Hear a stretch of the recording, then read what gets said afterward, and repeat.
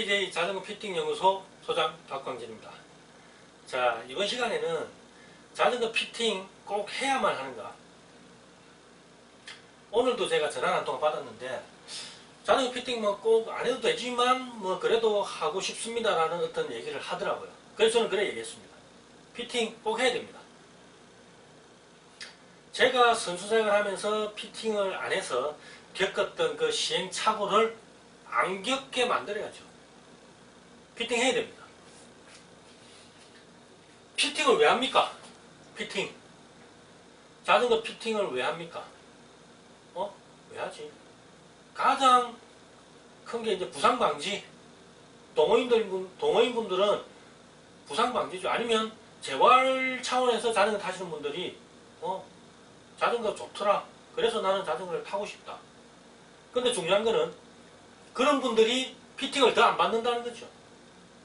물론 장거리를 그렇게 타지는 않겠죠. 하지만 그런 분일수록 피팅을 더 받아야 된다. 내 몸에 부하가 안 가도록, 특히 무릎, 허리, 목, 그런데 과중한 부하가 안 가는 피팅이 필요하다. 그러기 위해서는 피팅이 필요하다. 또 뭐 있습니까? 엘리트 선수들, 프로 선수들은 경기력을 높이기 위해서도 필요하다. 최소의 힘으로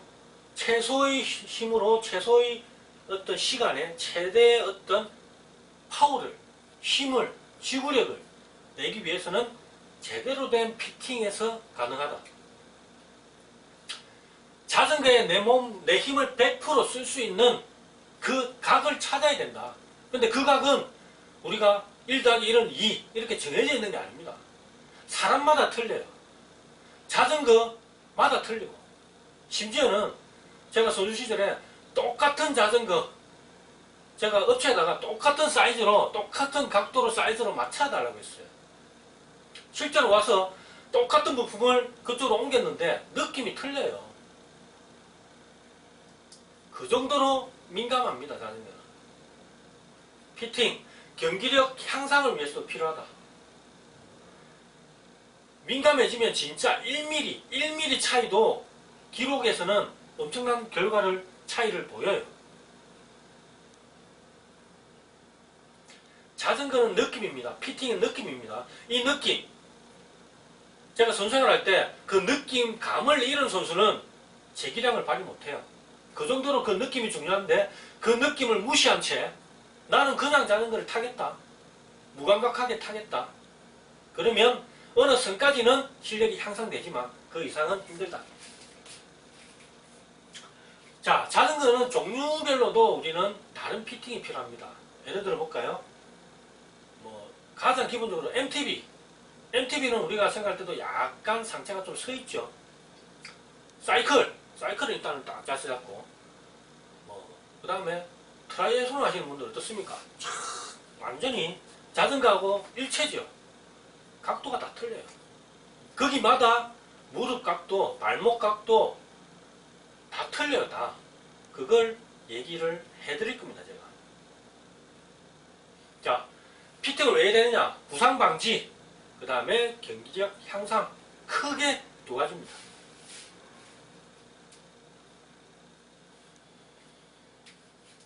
피팅이 왜 필요하냐? 특히 부상 방지. 흔히 안장을 푹신푹신한 걸 하면 엉덩이가 안장통이 없어진다. 일반인들은 그렇게 생각하지만 그게 아닙니다. 그렇다면 선수들은 왜 얇으면서 딱딱한 안장을 쓸까요? 그러면서도 안장통 없다고 합니다. 다르게 말하면 힘은 우리 크게 자전거에는 페달, 안장, 핸들바 이 세 군데의 힘이 딱 접점입니다. 골고루 분산을 시킨다는 거죠. 근데 자세가 안 좋은 사람들은 예를 들어 안장통이 있다. 몸 체중을 안장에다가 다 실는 거예요. 손은 그냥 얹혀고만 있어요. 발은 그냥 밟기만 해요. 아래 위로. 이것만 하고 안장은 그냥 앉아있어요. 엉덩이가 안 아플 수 있습니까? 몸무게가 만약에 70kg다. 다 엉덩이로 가는데. 제대로 된 피팅이 된다면 그 안장통은 얼마든지 없어질 수 있습니다. 선수생활 할 때도 그랬는데 진짜 피팅에 무감각한 선수도 분명히 있어요. 근데 잘 타요, 그 선수는 또. 그런 선수는 제가 참 의아하게 제가 생각하는 선수들인데, 근데 그런 선수들은 피팅을 못해요. 자전거를 못 만쳐요. 어릴 때부터 그렇게 잘 타니까 굳이 다른 피팅을 안 해봤다는 거죠. 만지는 걸 겁냅니다. 혹시나 자전거가 더 안 나갈까. 26에 저는 자전거를 처음 탔어요. 물론 자전거는 탔죠. 근데 선수가 되기 위해서 사이클을 탄 거는 26에 탔어요. 그때 저는 어떤 생각을 가졌냐.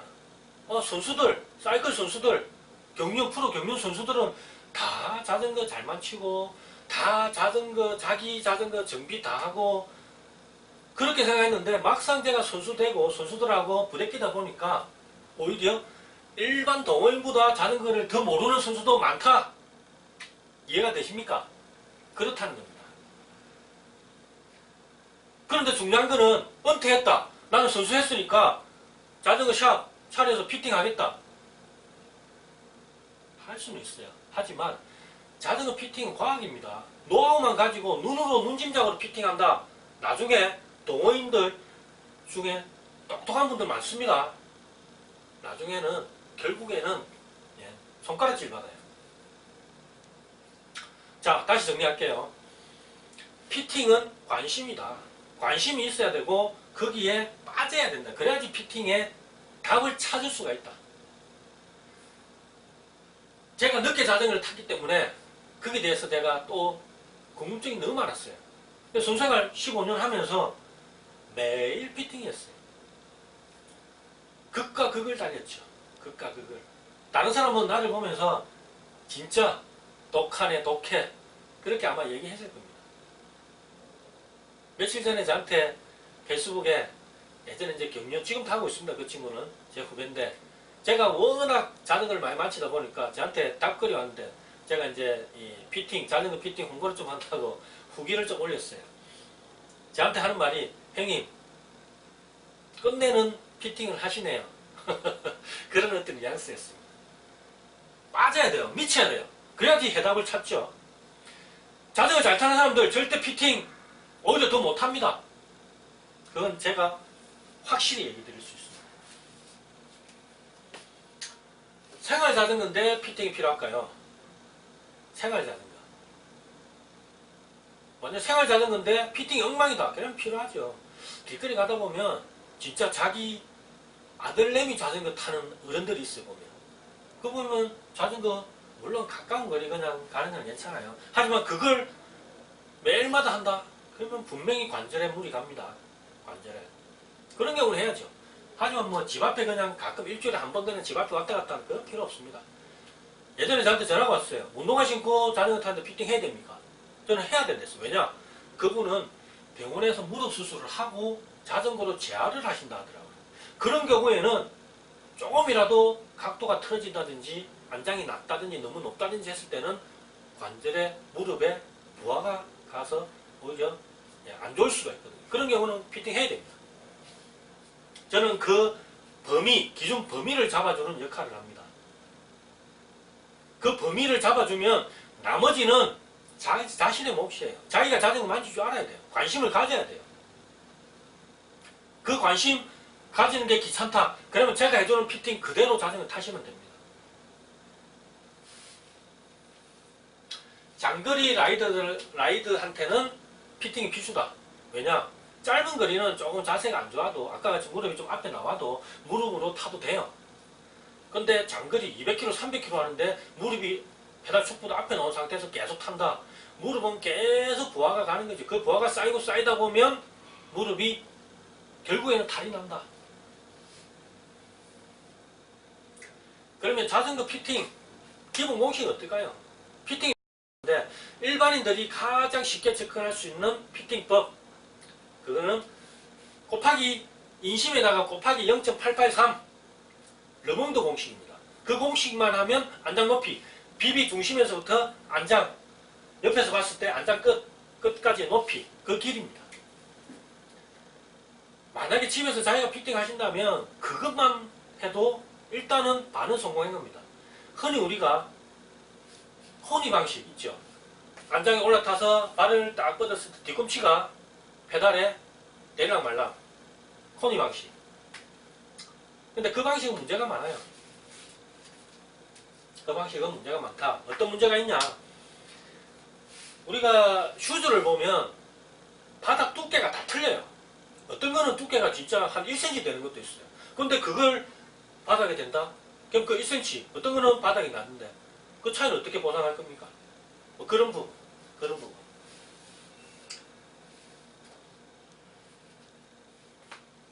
그걸 우리 정적 피팅이라고 하는데 정적 피팅에 한계가 있어요. 우리가 벽에 딱 기댄 채 자전거를 뭐 6시 방향, 그 다음에 뭐 저쪽을 쳐다본 다음에 9시 방향, 뭐 이렇게 정적 피팅을 했을 때는 뭐가 문제냐? 우리가 힘쓸 때 안장 위치를 제대로 잡아내지 못한다. 그냥 앉았을 때 자세는 잡을 수 있고, 하지만 실제로 힘쓸 때는 우리가 위치가 다르다.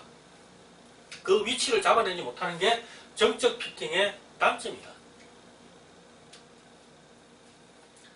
그 다음 페달링이 어떻게 되느냐에 따라서 피팅이 또 달라집니다. 페달링.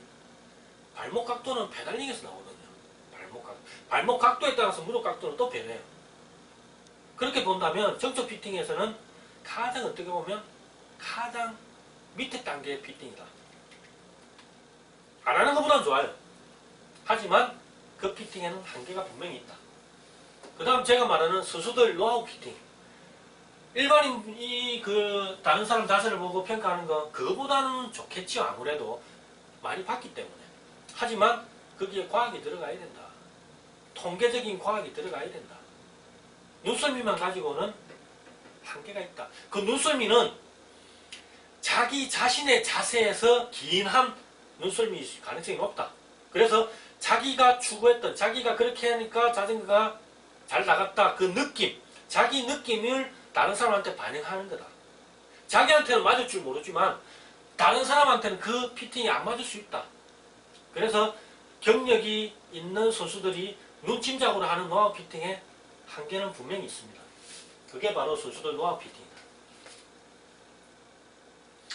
레벨 1, 레벨 2 안 하는 것보다 좋습니다. 하지만 단점이 있기 때문에 이제 레벨 3. 레벨 3네요. 아까 처음에 말했던 거는 발 뻗어서 코니 방식 발 뻗어서 하는 거고, 세 번째 말하는 게 이제 진짜 정적 피팅. 조금 한 단계 올라간 거죠. 정적 피팅입니다. 883을 꼽혀라.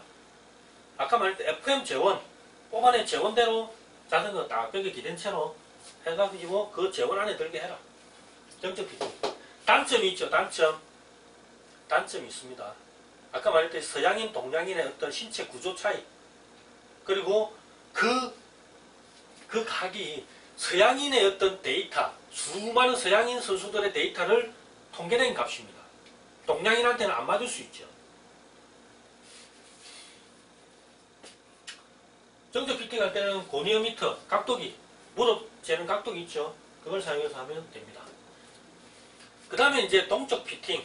동적 피팅 크게 두 가지로 나눌 수 있어요. 하나는 2.5 피팅이라고 뭐 명명할게요. 하나는 3D 동적 피팅. 3D 동적 피팅이 뭐냐? 리툴 장비를 보시면 됩니다. 그 페달링 할 때 그 재원 값을 계속 실시간으로 입력을 해가지고 그걸 통계내서 결과값을 도출하는 뭐 그런 장비. 3D 피팅이죠. 제가 말하는 2.5 피팅, 동적 피팅이 뭐냐? 영상을 찍어요. 그걸 동작 분석 프로그램을 통해서 분석한다. 제가 그래서 그 장비하고 제가 하는 거에 어떤 차이점이 뭘까라는 생각을 했는데, 웬만한 건 다 잡아내요.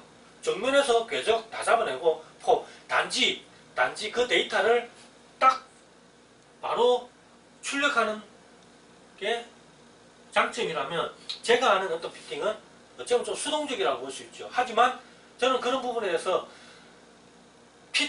피터의 어떤 감각, 느낌을 더 잘 반영할 수 있는 것은 동작 분석이다. 저는 그렇게 생각을 하고 있습니다. 마지막 레벨 5단계는 한 단계 더 위입니다. 그리고 레벨 4에서 대기업에서 만든 장비들의 저는 선수 출신이라서 그런 부분에 좀 아쉬움이 있어요. 뭐냐? 자기 자전거로 피팅을 해야 되는데 기존의 세팅 장비들을 가지고 피팅을 하고 그 장비 재원을 다시 내 자전거로 옮긴다. 거기서 옮기는 과정에서의 어떤 오차, 그 부분에서 저는 좀 아쉬움이 남더라고요. 그래서 저는 자기 자전거로 피팅을 분명히 해야 된다는 어떤 그런 주장을 좀 하고 싶습니다. 자, 마지막 레벨 5단계. 5단계 피팅은 뭐냐? 느낌입니다. 로라 위에서 자전거 탈 때 느낌. 실제로 거리가 멀게 느껴져요. 근데 실제 도로에서 타면 그 먼 느낌이 없어져 버려요.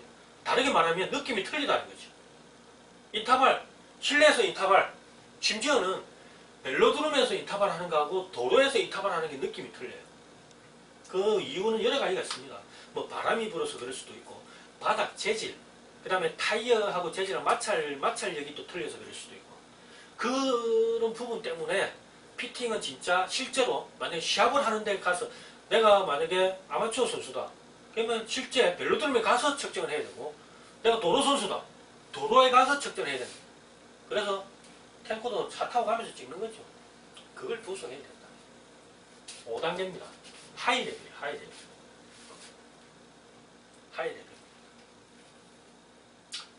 자, 그러면 피팅이 필요한데 어떻게 피팅해야 될까?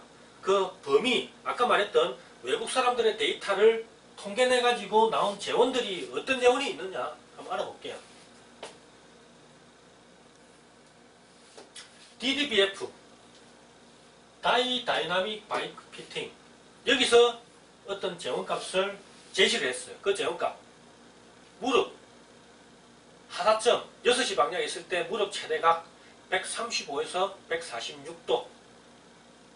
최소각 12시 제일 위에 있을 때, 크랭크가 12시 방향에 있을 때 최소값 68에서 74. 68에서 74. 그 다음에 이 두 개는 발목 각도입니다. 하사점에 있을 때, 6시 방향에 있을 때 발목 각도는 110에서 137. 제일 위에 12시 상사점에 있을 때 발목 각도는 100에서 120 사이. 아무래도 하사점이 발목각이 더 크겠죠. 상사점은 작고. 네. 자, 그 다음에 어깨 각도. 어깨하고 손목, 어깨하고 대퇴골, 대전자, 그 두 개를 쫙 연결한 상체 각도 80에서 90. 그 다음 상체 각도, 대퇴골, 대전자를 중심으로 해서 어깨하고 수평 했을 때 상체 각도 40에서 50. 이게 DDBF에서 제안하는 피팅 기본 기준 범위입니다. 범위. 리툴에서 제안하는 거하고는 좀 차이가 있습니다. 네. 실제로 프로 선수들은 150도까지도 타요. 제가 아는 트랙 세계적인 선수들도 보면 발을 그냥 쭉쭉 뻗어요. 왜 그게 가능하냐? 단거리 선수한테는 가능하다. 한번 몰아쓰고 끝나는 운동이에요. 그래서 그런 기준 범위를 벗어난 어떤 각도에서도 피팅을 한다. 자, 먼저 무릎. 무릎은 페달 축에서부터 수직선으로 껐을 때 제가 동호인분들한테 추천하는 일직선상에 위치해라. 만나라. 이 페달 축하고 무릎 앞부분하고 만나라. 선을 껐을 때. 근데 경륜 선수들은 이 앞에 있습니다. 몰아서는 힘을 써야 됩니다. 어떤 선수는 요 골반이 여기에 걸려요. 그 정도로 앞으로 가요. 무릎 최대각 135에서 요각이죠. 요각 135에서 146 사이. 그 다음 발목 각도 110에서 137. 상체 각도, 요각도죠. 상체 각도 40에서 50. 어깨각, 어깨에서 팔, 손목, 어깨에서 대퇴골, 대전자, 요각도 80에서 90. 그 다음에 무릎 최소각 68에서 74도. 발목 최소각 100에서 120. 기준값입니다. 이 범위 안에 들어오면 그래도 최소한 몸에 부상은 없다. 그렇게 보는 거죠. 물론 사람마다 그 피팅은 다를 수 있습니다. 자, 어떻습니까? 피팅 해야 되겠습니까? 말아야 되겠습니까? 저는 피팅을 만약에 처음에 받고 자전거를 처음 탔다면 아마 더 잘 탈 수도 있지 않았을까라는 그런 생각을 합니다.